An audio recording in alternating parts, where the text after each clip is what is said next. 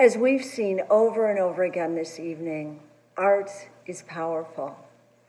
It takes us to the places the world often allows or even encourages us not to see. It demands that we encounter the pain of others. Imagining a world without exploitation, the crowdsourced poetry project you are about to see, and that the Voices and Faces project is debuting this evening, goes to those painful and necessary places. But it also goes to a place that is hope. The writers who contributed to this project are turning their pain into power and using their stories to demand, not to ask for, but to demand social change. They've given us one other really beautiful gift with this piece, which is the reminder that while we're shaped by what has been done to us, we're never defined by it. I'm so grateful for that gift.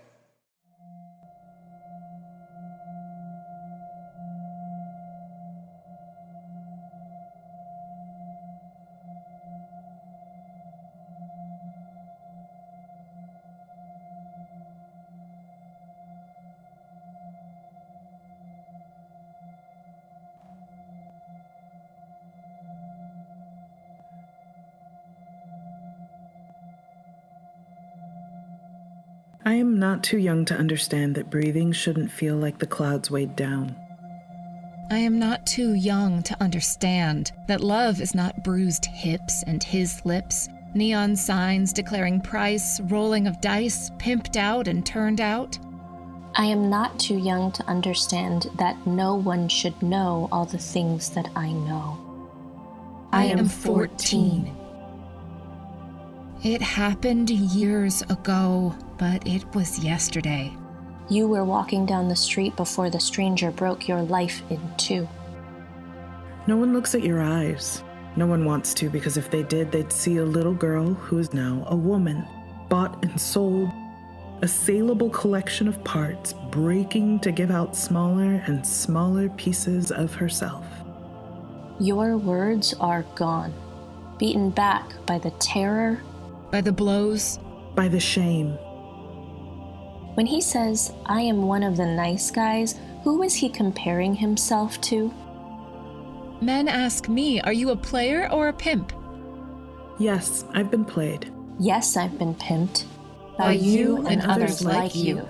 Who see me as nothing more than a hypersexual footnote to their existence. I have ceased to exist. I am nowhere to be found. Salivating young men's mouths rot the roots of femininity.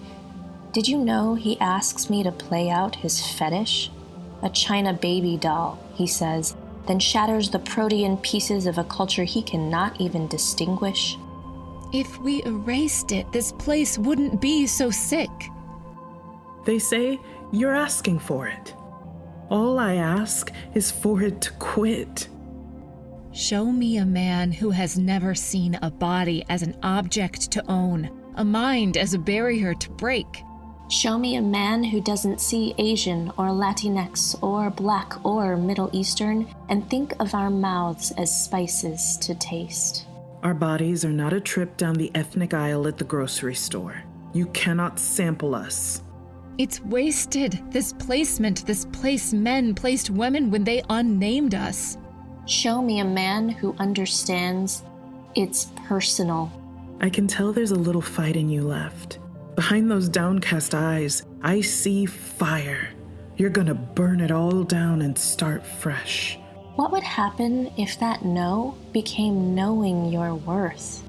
Knowing that the only body you own is your own. Knowing that truths need to be spoken. Truths of now and truths of 2 years lingering in your mind before words can explain. What would happen if hands were held not to hide fists, but held simply to hold another? If the human body unharmed was not a miracle? If the human body unharmed was not a miracle? What would happen if I told him he's only at the top of the chain because of my pain, And because I've learned to stand on uneven ground, he's coming down. Words can save you. Leave behind those who disgraced you. Learn to get yourself through. The poem is a mouth that can't be silenced. The poem is a way in. The poem is a way out. The poem is a cry in the dark. The poem is a left hook and cracked jaw. The poem gets up off the mat. She is rising. Extraordinary grace, she walks upright. Courage, strength, determination above the random haunting horror of the shameful daily occurrence that dogs her.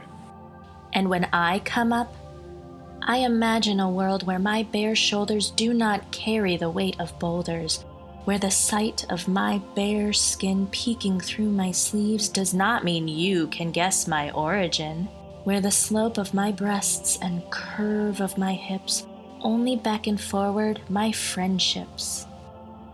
When I come up, I am not on my knees, and my fists are not gripping my keys. I don't check the back seat of the car or see the need for a self-defense seminar, and a whistle is just a tune to hum along, 'cause a catcall is just a feline who is strong. And I imagine the captain of the ship a girl, not a man. He can walk beside her, and she can walk beside him. She can take the sidewalk to a bus stop without the catcalls, no fat claws, grappling Barbie dolls to trap them in traveling walls or force them into bathroom stalls. Neck released, fly free, wings carry me through the breeze and the trees to breathe.